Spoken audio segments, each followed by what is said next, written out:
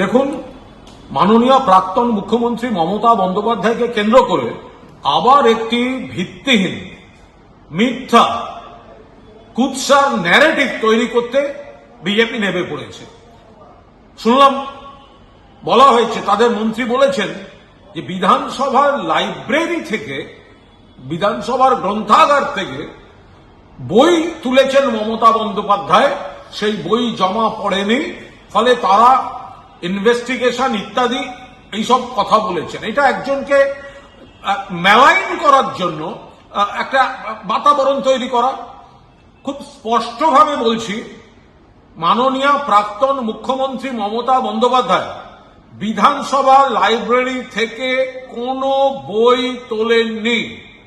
মাননীয় প্রাক্তন মুখ্যমন্ত্রী মমতা বন্দ্যোপাধ্যায় তিনি বিধানসভার লাইব্রেরি থেকে কোনো বই নেননি। এবং এই যে কথাটি বলা হচ্ছে, নিয়েছেন, তদন্ত হবে। যদি কোনো বই কেউ তুলে থাকেন, কোন ব্যক্তি তুলেছেন, কার নাম করে তুলেছেন, কোন উদ্দেশ্যে তুলেছেন, সেগুলো আপনারা দেখুন।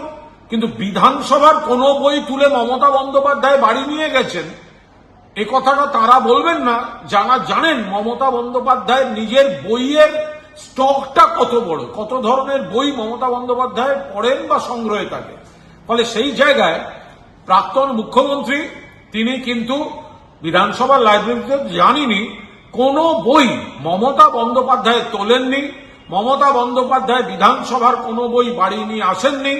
যদি আজ তারা কোনো কথা তুলে থাকেন, কে তুলেছে, কার হয়ে তুলেছে, কি জন্য তুলেছে, তারা খতিয়ে দেখুন।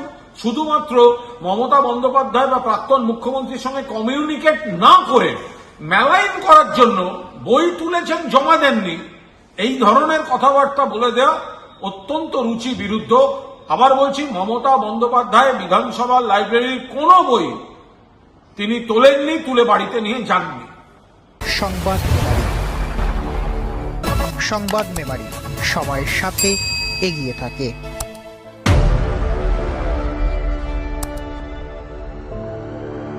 নমস্কার, আমি কৃতিকা আর তোমাদের প্রিয় রাখি।